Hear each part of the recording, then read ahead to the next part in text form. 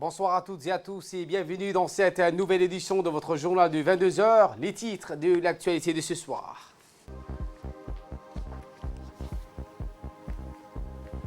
Une séance d'information sur les financements des entreprises a été organisée à la Chambre de commerce de Djibouti. Et dans l'actualité internationale, Lula da Silva proche de la sortie de prison au Brésil.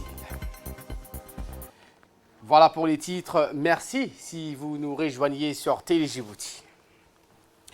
La Chambre de commerce de Djibouti a abrité ce mercredi une séance d'information sur le financement des entreprises proposées par la Société financière internationale, groupe de la Banque mondiale.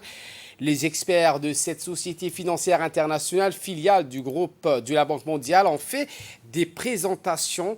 Les représentants du secteur privé ont pu apprendre et s'imprégner des produits financiers proposés par la Société financière internationale et l'Agence multilatérale de garantie.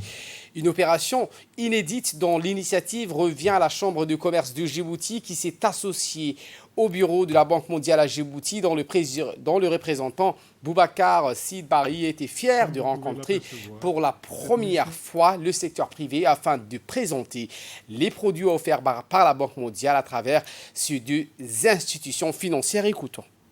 Réunion B2B avec vous. Comme vous le savez, le groupe de la Banque mondiale prépare actuellement sa stratégie d'intervention en Djibouti pour la période 2020-2025 et cette stratégie met au cœur de son intervention le partenariat avec le secteur privé. Le président de la Chambre de commerce, M. Youssouf Moussa Dawale, a exprimé ses sincères remerciements aux représentants de la Banque mondiale pour avoir permis aux entreprises djiboutiennes de s'enquérir des instruments financiers mis à leur disposition pour grandir, diversifier et mieux structurer leurs activités. Voici ses propos. C'est un grand plaisir pour moi de présider aujourd'hui cette journée d'information à l'endroit des entreprises djiboutiennes, traitant d'un sujet qui revêt d'une importance capitale par la communauté d'affaires dans son ensemble. En effet, il s'agit de la présentation des produits financiers proposés par la Société financière internationale, la SFI, la plus importante institution d'aide au développement au monde et se consacrant exclusivement au secteur privé. Je remercie la SFI à travers elle, les groupes de la Banque mondiale et son représentant à Djibouti, M. Boubacar Sidbari, ici présent, de donner l'opportunité aux entreprises djiboutiennes de s'inquérir des instruments financiers mis à leur disposition pour agrandir, diversifier. Autre actualité de ce 22 heures, à l'initiative du ministre de l'Intérieur et du préfet de la police, le sous-préfet du 1er arrondissement, Abdi Hassan, qui a tenu une réunion sur la délinquance juvénile, réunion qui avait pour objectif d'éradiquer et de lutter efficacement contre toutes sortes de drogues auxquelles sont devenus accros aux jeunes des 6 quartiers populaires de 2 communes, en l'occurrence Razdika et Balbala, en toute concertation avec les forces de l'ordre, les associations de jeunes, des femmes, des élus locaux, que cette réunion est organisée afin de trouver une solution adéquate et plausible pour améliorer les conditions de vie de nos jeunes qui tendent vers la délinquance. Pour plus de précisions, écoutons le sous-préfet du 1er arrondissement, Abdi Hassan. Aujourd'hui, nous avons tenu une réunion très importante concernant la délinquance et ses conséquences. Nous avons invité les responsables de la circonscription, les responsables étatiques. Nous avons également convoqué les responsables des écoles primaires et collèges, les polycliniques, les médecins-chefs, les directeurs des CDC, les élus locaux, les femmes et les notables du quartier, ainsi que les imams.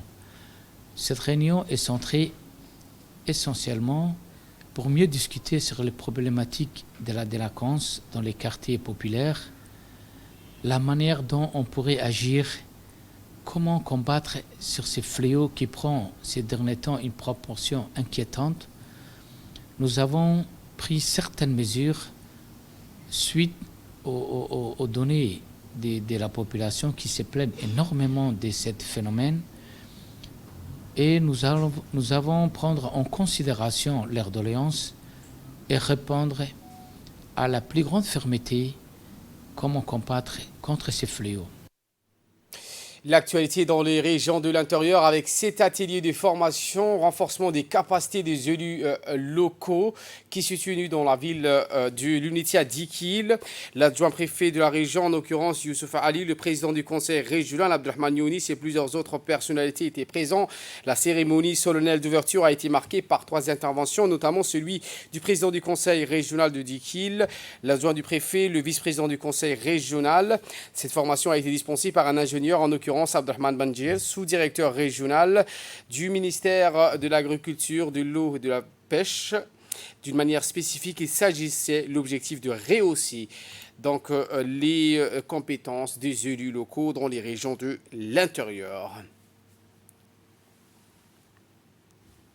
Plaisir aujourd'hui d'assister parmi vous, d'avoir été invité par l'association ADS, porteuse de projets de lutte contre la désertification et le changement climatique. Nous sommes fiers de la pratique que vous avez développée, de vos compétences, parce que ce n'est pas le premier projet que vous allez initier. Nous en sommes au second.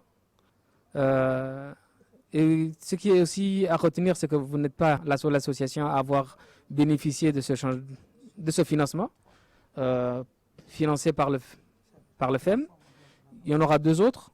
Vous êtes les premiers. Je vous dis, soyez les bienvenus, soyez compétents, persévérez dans ces tâches et soyez utiles à vous-même et à la société. Un grand merci d'abord. Ce que je vous dis aussi, c'est que vous nous trouverez toujours à vos côtés. Nous vous soutiendrons dans toutes vos tâches, quels que soient vos besoins, quels que soient vos soucis, quels que soient vos tracas. Nous les partagerons avec vous et nous vous soutiendrons dans tout ça. Poursuite des opérations de sensibilisation sur les droits des enfants à Damerjog. Le comité de gestion communautaire de la localité de Damerjog, en collaboration avec l'Union nationale des femmes djiboutiennes, a organisé hier la sensibilisation sur les droits des enfants, et ce dans le cadre du programme de promotion et de la protection des droits humains. Les mutilations génitales féminines devront être bannies, tout comme toutes les formes de maltraitance contre les enfants. Cette journée a vu la participation des élus locaux, les sages de la localité, ainsi que de nombreuses femmes de cette localité. Les personnes réunies ont évoqué toutes les questions visant donc à améliorer les conditions de vie des enfants. Les participants ont condamné donc les mutilations génitales féminines et les conséquences négatives sur la santé des jeunes filles tout au long de leur vie. Et de là, nous passons en nouvelles du monde. Je vous le disais en titre, coup de tonnerre au Brésil. Lula da Silva proche de la sortie de prison. Un coup de tonnerre au pays de Jair Bolsonaro. L'ex-président du Brésil, Lula da Silva, est proche de la sortie de prison car la Cour suprême a jugé inconstitutionnel l'emprisonnement avant épuisement de tous les recours d'un prévenu, même si sa condamnation est confirmée en appel. Une jurisprudence qui a permis de mettre 5000 personnes en prison, y compris l'ancien président Lula da Silva.